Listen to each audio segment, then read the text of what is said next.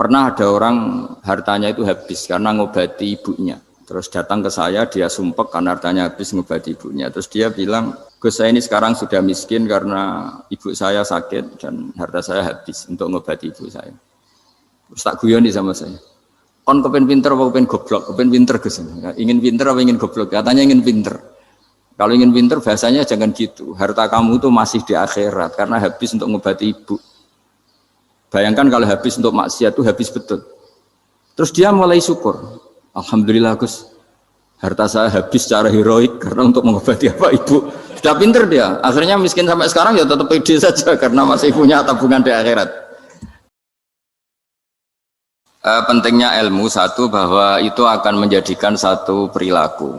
Misalnya begini ya, dulu itu kiai-kiai Jawa zaman dulu itu berpatokan karena dulu pemerintahan Hindia Belanda, seorang lagi masih pemerintahan Hindia Belanda. Itu dalil yang sering diutarakan itu sebaik-baiknya umara itu yang datang ke ulama, terus sejelek-jeleknya ulama itu yang datang ke umara. Tapi semenjak pemerintahan Indonesia dan kemudian ditandai beberapa tokoh kayak Gus Wahid putra Kiai Hasyim jadi Menteri Agama, ada Gus Wahib putra Kiai Wahab juga jadi Menteri Agama, ada Kiai Fatur Rahman keluarga Mbah Maimun, keluarga Sarang juga pernah jadi Menteri Agama. Kemudian bersamaan dengan itu dibangunlah satu pegangan ilmu. Pegangan ilmu ini penting karena ini yang mengilhami semua orang Islam, terutama ya utamanya ulamanya. Ada seorang ustadz, seorang guru ngaji yang karena melihat rata-rata penguasa itu zalim ya, datang ke Harun Ar-Rasyid. Ini perlu disemak, datang ke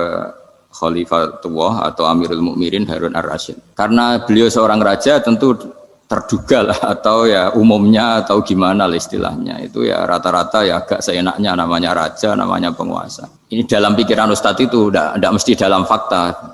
Kemudian si ustadz itu matur, ya Amirul Mukminin, inni nasihun lak famusyaddidun alaika fala tajidanna fi nafsika syai'an. Saya ini mau nasihati Anda, kemudian saya cara nasihati itu keras. Tolong jangan dimasukkan hati. Dia bilang famusyaddidun alaika. Saya nanti kalau nasihati itu keras sekali.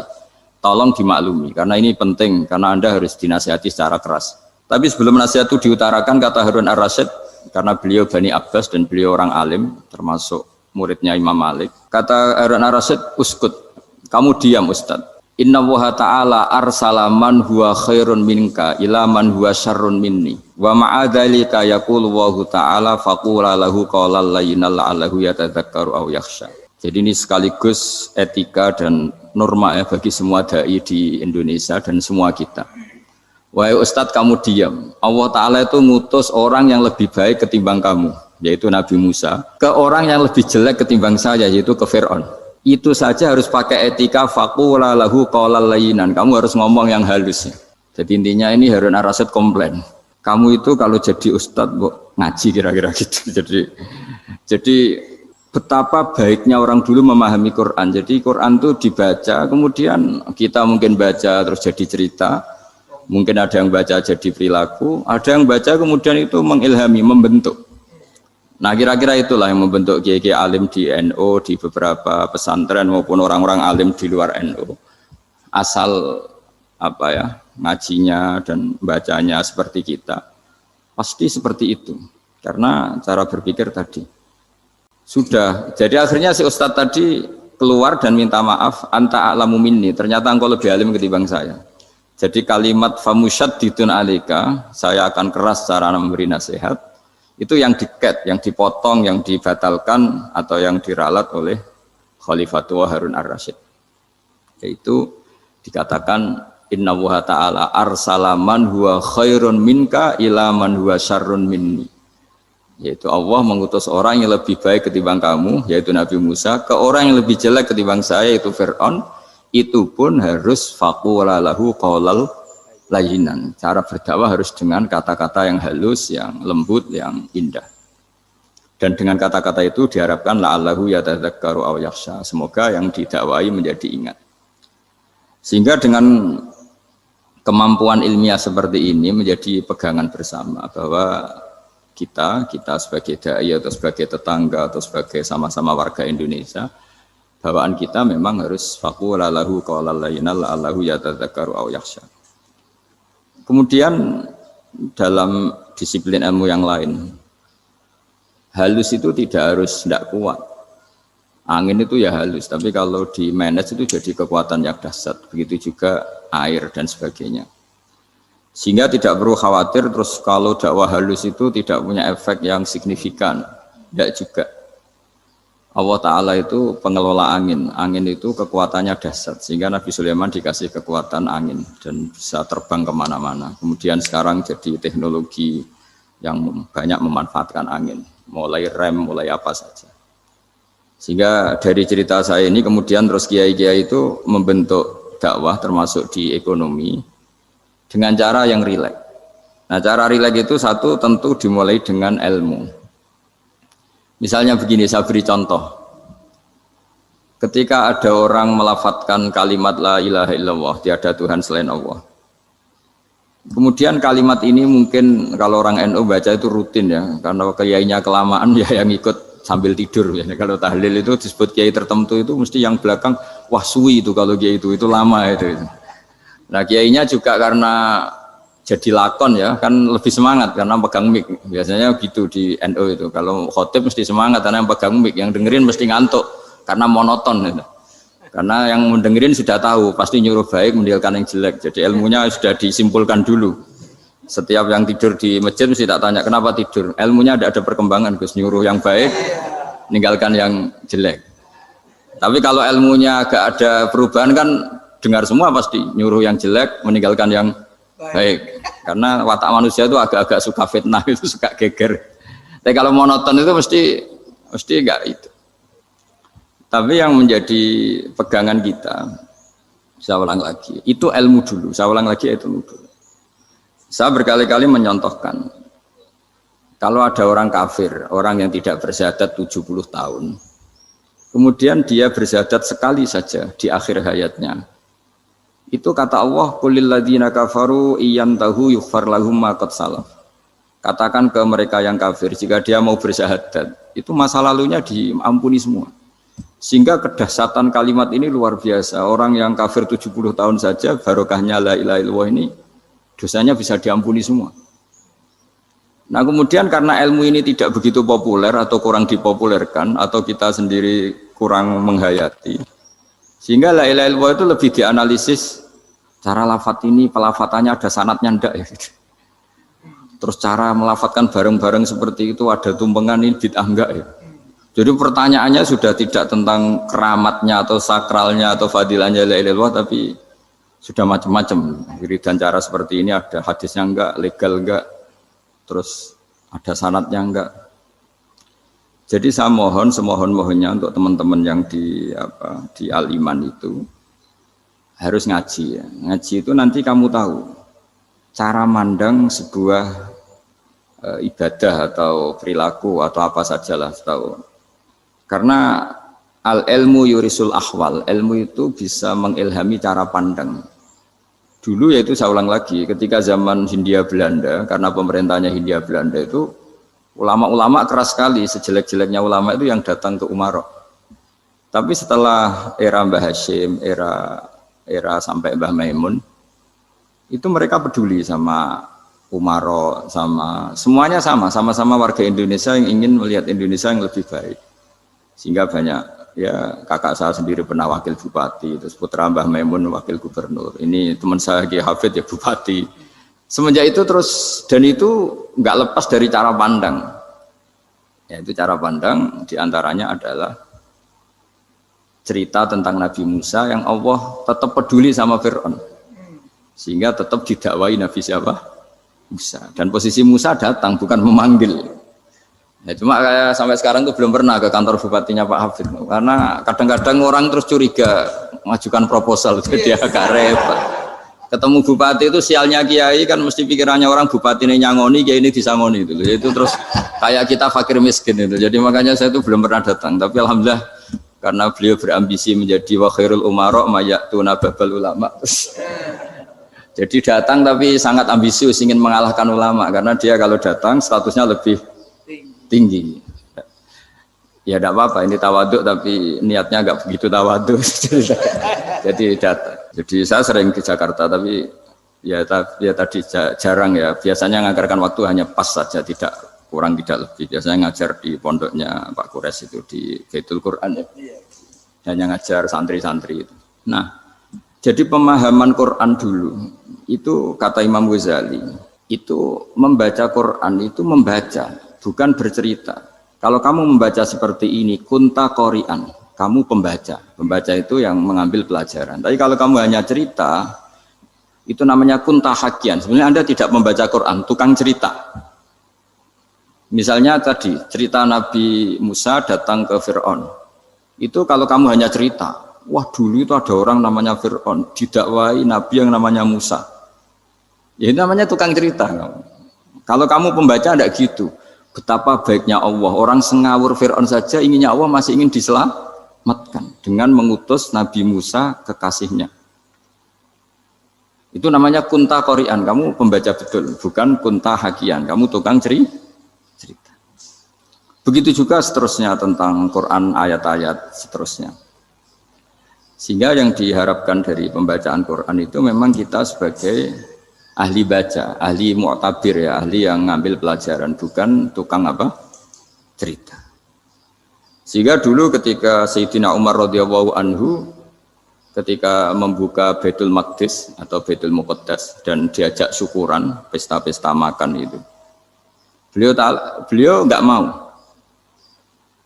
Ketika ditanya kenapa engkau enggak mau? Alasannya itu langsung beliau baca Quran. Jadi saya punya sekian contoh. Saya ulang lagi, saya punya sekian contoh. Orang-orang dulu dengan Quran itu menyatu, bukan sekedar dihafal tapi menyatu.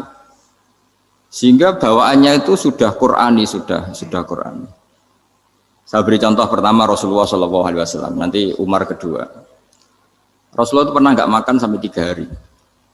Terus ditanya oleh sahabat, lalu kekuatan engkau bisa hidup apa? Terus menghentikan al-aswadani, maksudnya itu tamar dan air, hanya makan kurma dan air. Tapi beliau tidak ketemu roti atau nggak ketemu nasi lah kalau orang Indonesia. Ketika hari ketiga dikasih makan oleh sahabat, dipotongkan kambing, kemudian baru makan 3 lukmah, kira-kira ya 3 asupan nasi, berhenti. Padahal sahabat yang lapar sama dengan Rasulullah itu membayangkan Nabi itu sampai kenyang, sampai apa. Tapi ketika ditanya, seperti ini pun nanti ada hisabnya. Walatus alunna yauma idzin anin naim. Jadi acara makan-makan gini itu nanti ada hisabnya. Nabi nangis. Akhirnya sahabat nggak jadi nerusin makan. Jadi ketakutan orang dulu sama ketika Sayyidina Umar dijak pesta ketika memenangkan Baitul Maqdis itu. Inna wa ta'ala ayyara qauman. Allah itu mengkritik sebuah komunitas kaum karena apa? Adhabtum thayyibatikum fi hayatikum ad-dunya wastamta'tum biha. Kamu adalah orang-orang yang jatah nikmat kamu sudah kamu habiskan di dunia. Adhabtum itu kalian habiskan jatah kenikmatan kamu di dunia. Wastamta'tum biha, kamu di dunia sudah berpuas-puas. Maka jatah Anda sekarang di akhirat habis. Sehingga Sayyidina Umar enggak mau pesta-pesta karena takut jatah nikmatnya habis. Kata beliau terus astabqi thayyibati, akan saya sisakan sisi-sisi kebaikan saya supaya tidak habis. Corong Jawa itu aja dientek-entekno biar jatahnya masih. Sehingga di dunia kiai itu ya meskipun saya akrab bupati, akrab mungkin wakil gubernur, saya itu ya jarang ketemu. Karena kalau orang Jawa bawaannya ketemu ya makan-makan, guyon-guyon. Nak keterusan ras mlebu swarga. Makanya saya pastikan Pak Yusuf Mansur kesini tidak akan saya jamin, biar aja, biar jatahnya masih. Jadi ini bukan karena saya bakhil, biar jatahnya masih. Ya, jadi itu ilmunya kiai. Nah, efek dari ilmu ini dahsyat. Kalau Anda berpikir tentang nasib Anda di akhirat, nanti bawaannya juga tidak akan mudah menyalahkan orang lain, tidak akan menghakimi orang lain karena sibuk dengan dirinya sendiri, tapi tidak dengan makna egois, tapi makna orang baik itu siapa? Orang yang sibuk dengan aib pada dirinya, dengan kekurangan pada dirinya, saking sibuknya mikir aibnya sendiri, tidak sempat mengoreksi aibnya orang lain. Itu awal ilmu. Ilmu itu tidak dimulai dari larangan. Kalau larangan karuan, tidak termasuk ahli surga orang yang suka mengadu domba, tidak termasuk orang baik yang cari kesalahan orang lain. Itu namanya pelarangan. Tapi ilmu itu di atas nahi, di atas pelarangan itu. Kamu punya kesadaran bahwa kamu itu yang penting selamat dulu, jangan memikirkan orang lain. Dengan makna bukan egois, tapi dengan makna supaya tidak menyalahkan orang lain. Nah, saya termasuk ya boleh dikatakan kiai lah, yang paling fanatik bahwa semuanya itu harus dimulai dari ilmu. Ya saya ulang lagi, dimulai dari ilmu. Nah, dari sini kemudian saya berharap Indonesia menjadi damai, menjadi baik. Itu bukan karena kita baik-baik banget, ya tidak mungkin kita ada nabi, tapi karena sudah sibuk dengan memikirkan kesalahan diri sendiri. Sehingga misalnya kita baca Quran, Rabbana dzalamna anfusana, lalu kita langsung ingat betapa hubungan kita dengan Allah itu harus ikrar dulu, merasa dolim dulu, merasa salah dulu. Nah, kalau semua orang merasa salah di depan Allah ini mesti bawaannya agak mudah menyalahkan orang lain, karena kita bilang Rabbana dzalamna anfusana. Nah, itulah ilmu-ilmu yang mungkin banyak pembaca Quran tapi hanya baca, atau kalau baca ini tok disebut al-haqi, ahli cerita. Yang dibutuhkan tuh al-qari', pembaca kemudian mu'tabir, kemudian mau beriktibar. Seperti yang dilakukan tadi Harun ar-Rasyid tadi. Inna wa ta'ala arsala man huwa khairun minka ila man huwa syarrun minni. Wa ma'adzalika yaqulu wa ta'ala faqula lahu qaulal layyin. Ini kamu tidak usah memaksakan musyaddid keras sama saya, karena Allah Ta'ala telah mengutus orang lebih baik ketimbang kamu, yaitu Nabi Musa, ke orang yang lebih jelek ketimbang saya, yaitu Fir'aun. Itu saja harus beretika, faqula lahu qaulal layyinan la'allahu yatadzakkaru aw yakhsha. Dan alhamdulillah bawaan kita sebagai orang Timur atau orang Jawa itu kalau mau ngandani orang itu halus sekali. Di antara bentuk kehalusan kata-kata diceritakan di ayat lain. Ketika Nabi Musa ketemu Fir'aun, dawuhnya begini, fakul yang di juz 30 yang juz di juz 30 ini yang bagian dari, kan tadi hanya fakul lahu qaulal layyinan. Lahu qaulal layyinan itu bentuknya apa? Ya, bentuknya apa? Itu Nabi Musa disuruh ngendikan sama Fir'aun. Apakah kamu mau saya nasihati? Fakul halaka ila antazakka. Halaka itu pilihan, hal itu istifham, laka itu otoritatif. Jadi betapa santonya kalimat itu, fakul halaka ila antazakka. Jadi kalau dimaknani model Pak Hafid, model saya ngaji di sarang itu, halaka onoto iku kedue sira, berhak bagi kamu, berhak bagi Anda, apakah Anda berhak loh mendapat nasihat supaya Anda jadi orang yang lebih baik. Halaka ila antazakka. Jadi tidak kalimat perintah, tapi kalimat pilihan. Apa engkau mau saya beri nasihat? Wahdiyaka ila rabbika fatakhsha. Dan saya beritahu kamu tentang Tuhan, dan kemudian kamu menjadi orang yang baik, fatakhsha, orang yang punya khasyah, punya. Jadi kayak apa kalimatnya itu? Napa jenengan kerso? Itu kalau orang Jogja, orang-orang daerah-daerah yang pada nyugui tamu itu kan, ayo makan-makan, itu kan kayak tamunya itu kelaparan. Masa Pak Yusuf Mansur kelaparan? Tidak mungkin kan. Masa Ustadz terkenal kelaparan kan? Tidak mungkin itu. Monggo, nopo jenengan ngersakno. Karena bisa saja tamunya itu tidak kerso, mungkin karena darah tinggi, mungkin karena takut dianggap fakir miskin, macam-macam kan orang tidak. Itu kalimatnya itu halaka ila antazakka. Kayak apa indahnya dakwah. Halaka ila antazakka. Itu ada kata laka itu ya terserah jenengan, mau enggak? Wa ahdiyaka ila rabbika fatakhsha. Nah, itu yang disebut membaca. Kunta qari'an la hakian. Anda benar-benar membaca Quran, bukan sekadar pencerita. Nah, kemudian ini yang terakhir saya juga baru, sebenarnya saya itu enggak pernah bilang sanggup itu, tapi Pak Ustadz Zakaria itu GR terus. Sampai tadi pagi itu saya belum tahu kalau ada acara ini. Ya karena saya kiai, jadi kalau kiai itu kan ingatnya sama Allah saja. Kalau sama manusia itu rontok-rontok lali gitu. Itu bukan memaksa, ya memang lupa. Sejauh mana sih pentingnya manusia, kan tidak penting coro ilmu tasawuf itu. Tapi karena ini titipan Rasulullah SAW terus menjadi penting kan. Dititipi umat gak jenengan itu yang ya sudah ngaji ngatur kiai ribet itu. Kiai ini biasa ngaji kan, kiainya yang ngatur, santri ini enggak. Pak Yai ngaji tanggal ini jam ini. Itu kan mengabaikan semua aktivitas kiai. Padahal jam ini mungkin saya punya jam, mungkin jalan-jalan atau ngaji atau mutolaah atau munajat. Gara-gara Pak Zakaria ini kan terus Mas Tamam ini yang provokasi. harus ngaji di jam ini, tema ini. Saya itu kalau ngaji ditentukan tema itu, ini memang saya agak keras di bab ini. Itu kayak ibarat gini loh. Saya ini dokter, kemudian ada orang yang sakitnya itu jantung, terus bilang ke saya, Pak dokter sembuhkan kukul saya. Wong penyakit ekstrimnya itu jantung, kok bila disembuhkan apa? Kukul. Kan gak penting, sembuh tidak sembuh, kukul itu kan gak penting. Jerawat itu. Kiai itu tahu kesalahan paling fatal manusia itu akidah. Tapi kadang-kadang mintanya ilmu yang tidak akidah, yang gak penting. Jadi kadang-kadang kiai itu ya digurui betul kalau di Indonesia. Misalnya ini tidak nyindir loh, memang marah betul kalau di bab-bab seperti ini. Tapi ini biar jadi ilmu masif, ilmu yang general. Saya ulang lagi ya, Anda jadi dokter, tahu pasien Anda ini penyakit jantung kronis atau sudah fatal lah sudah. Terus orang itu bilang, Pak Yai, itu Pak dokter, tolong obati kulit saya supaya tidak jerawatan. Kamu bilang ini orang aneh enggak? Aneh kan?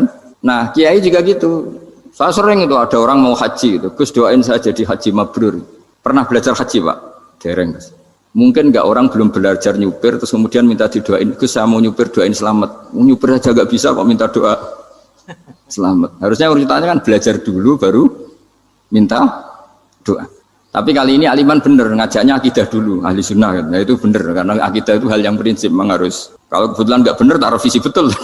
Untungnya kok temanya bener.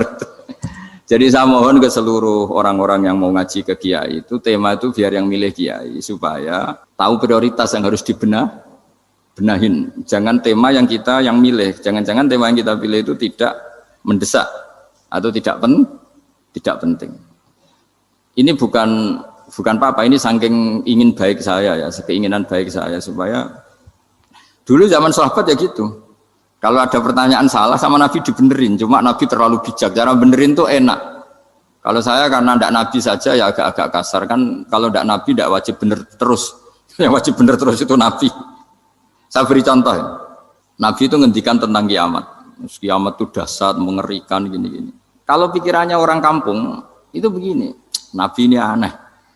Cerita kiamat dahsyat tapi nggak ada tanggalnya, ada tahunnya. Harusnya ada dong biar kita bisa persiapan. Sehingga Nabi disomasi di tengah-tengah khutbah itu, ya Rasulullah mata sa'ah. Nah, karena ini orang Bedui, Nabi nggak dengerin, masih ulang lagi. Mata sa'ah ya Rasulullah. Ketika Nabi mengabaikan itu ada dua kelompok sahabat, yang satu bilang lam yasma, Nabi tidak dengar sehingga mengabaikan. Yang kedua bilang sami'a wa kariha, Nabi sebenarnya mendengar tapi tidak berkenan. Tapi diulang lagi ketiganya, ya Rasulullah mata sa'ah. Akhirnya Nabi jawab, mau tidak mau, karena kalau enggak ya namanya orang Bedui ngomong terus. Nabi balik tanya, ya karena cara berpikir dia kalau kiamat itu jelas kapannya kan bisa persiapan itu. Paling enggak pas mau kiamat terus pas ngaji Quran apa kan bisa persiapan itu. Akhirnya Nabi balik tanya, ma'atatalah. Kalau kamu berani tanya kiamat, lalu persiapan kamu apa? Ya terus orang itu bilang masyhur itu, ma'atatalah kabira sholatin wala siyamin wala kadza wa kadza walakinni uhibbuka. Saya sebenarnya tidak punya persiapan ya Rasulullah, cuma persiapan banyak puasa ya enggak, banyak sholat enggak, tapi saya mencintai engkau. Masyhur itu jadi hadis paling legenda, almar'u ma'aman ahabba, sebagian disebut anta ma'aman ahbabta. Ini kata semua sahabat yang di masjid. Si Bedui ini orang paling dibenci sahabat karena mengganggu Nabi saat khutbah, tapi akhirnya ini menjadi orang paling dicintai sahabat karena barokahnya itu hadis itu keluar secara terbuka, almar'u ma'aman ahabba. Sebagian riwayat yuhsyarul mar'u ma'aman ahabba. Nanti orang akan sowan sama Allah bersama orang yang mereka cintai. Nah, itu sahabat-sahabat fama farihu ba'dal Islam farahahum bihadal hadis. Mereka tidak pernah senang setelah masuk Islam sesenang hadis ini. Karena kita tidak perlu soleh-soleh banget, cukup menyintai orang apa? Soleh gitu.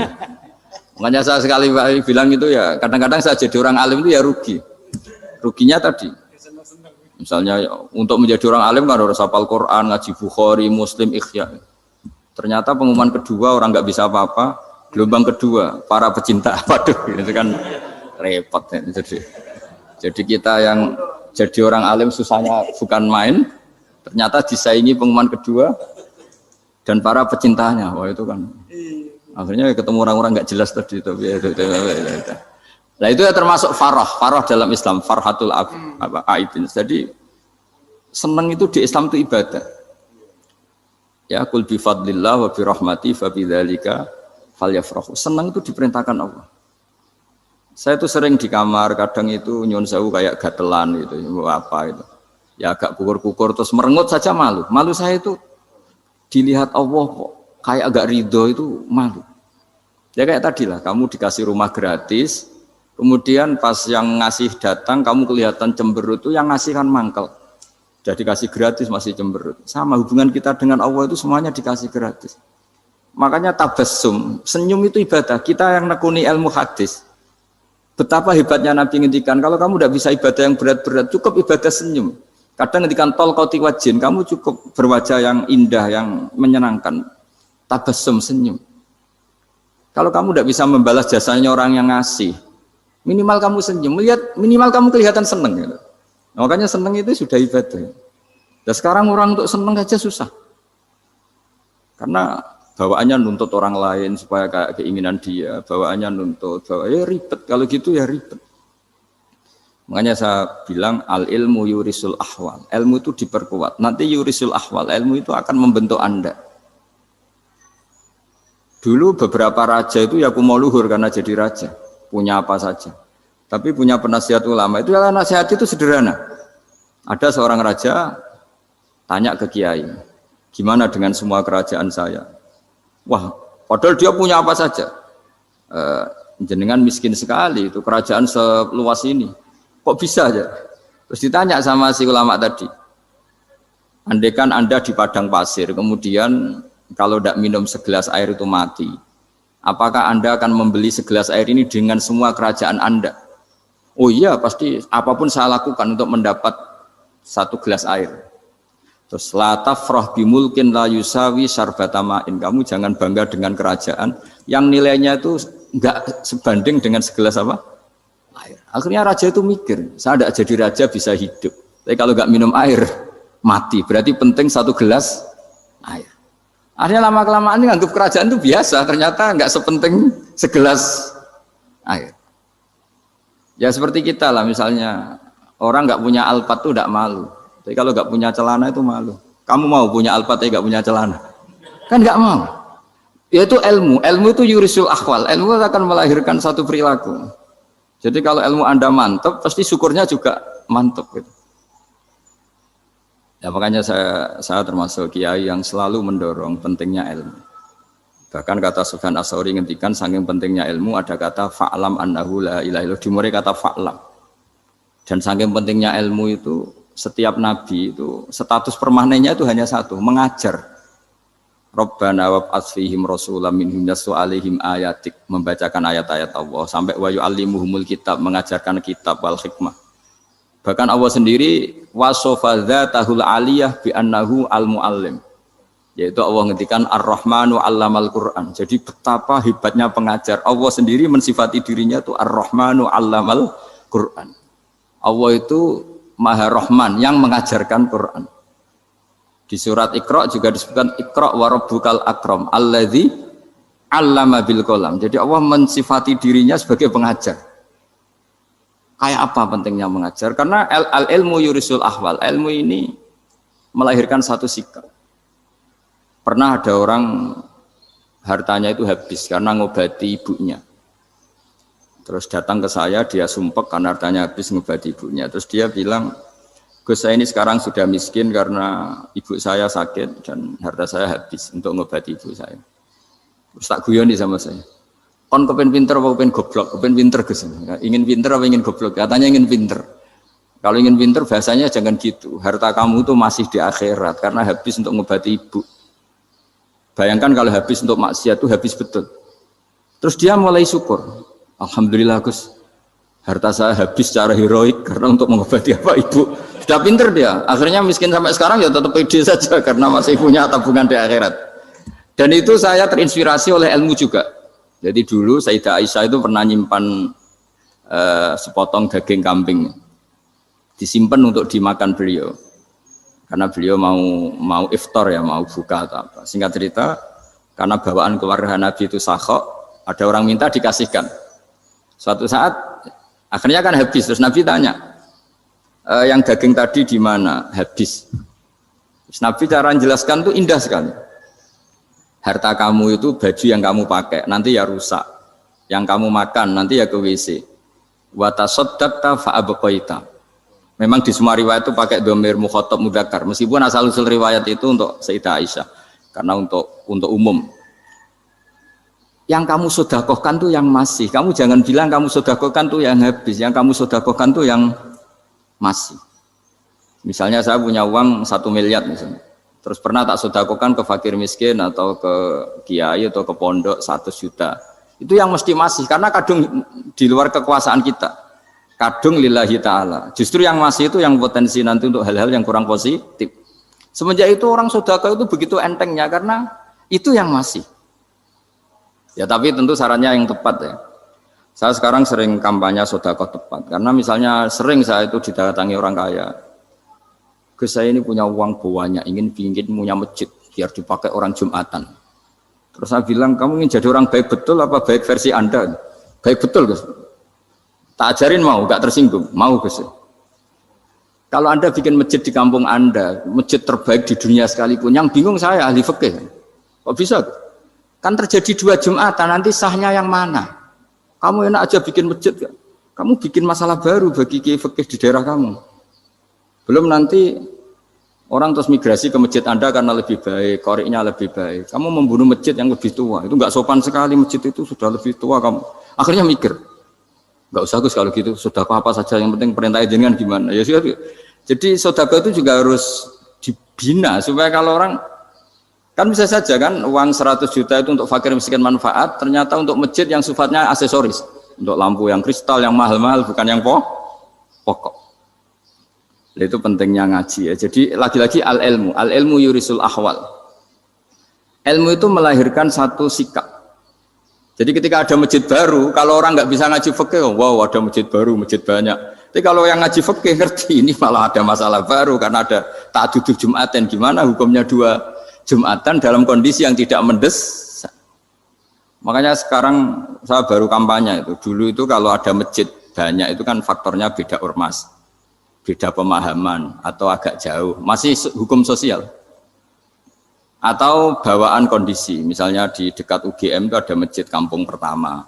Bawaan masjid karena ada kantor besar atau bawaan ada pabrik besar atau ada sekolahan besar. Tapi sekarang itu ada pertanyaan baru, ada masjid baru karena ada orang kaya ingin bikin masjid, itu gimana itu hukum? Nah, tapi kalau orang nggak nekuni fikih itu ya langsung wah bagus untuk bangun masjid. Bagus piye gene sing kangelan memfikihkan tadi. Nah itu ilmu. Jadi kalau yang tidak nekuni fikih itu ya tidak tersiksa, tapi yang nekuni fikih itu pasti tersiksa karena seperti itu tadi. Ya jadi saya mohon di antara cara kita dakwah secara damai itu dimulai dari Robbana Zolamna Anfusana. Itu dipakai Nabi, di redaksinya digenti dengan makna supaya kita per individu matur Allah apa ini zolam tu nafsi zulman kabiron katsiran. Nah bawaannya orang mengaku zalim, mengaku salah itu kan sudah tidak sempat mikir salahnya orang apa lain. Dan dari sini kemudian dia jadi orang yang tawadhu, yang ubudiyah, yang macam-macam.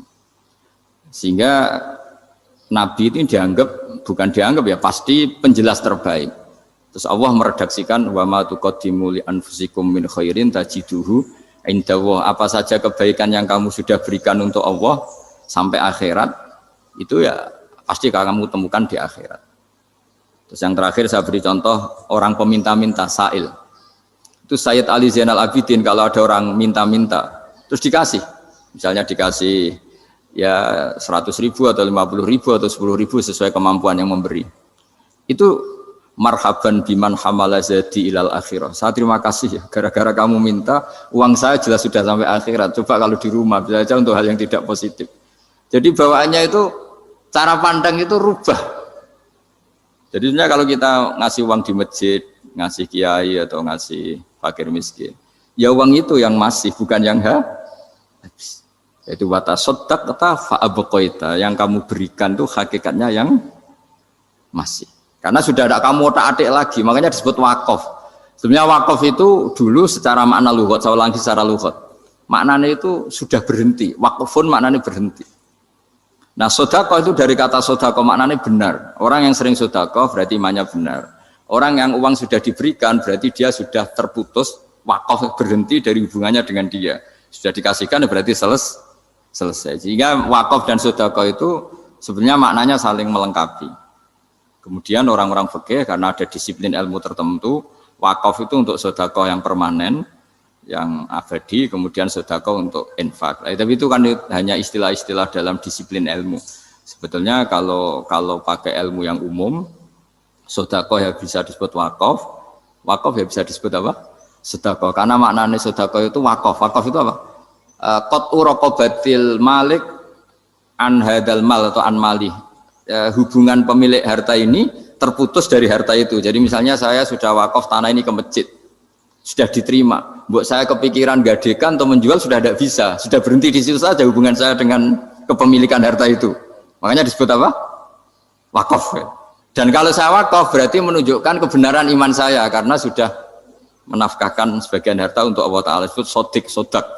Makanya bahasa Arab itu gampang ya. Kalau sodalqoh, sodaqoh. Orang kalau bayar mahar disebut sodak karena menunjukkan cintanya. Teman yang setia disebut sodik karena ya benar dalam berteman. Abu Bakar disebut as-siddiq karena sangat membenarkan kanjeng Nabi dan seterusnya dan seterusnya. Assalamualaikum warahmatullahi wabarakatuh.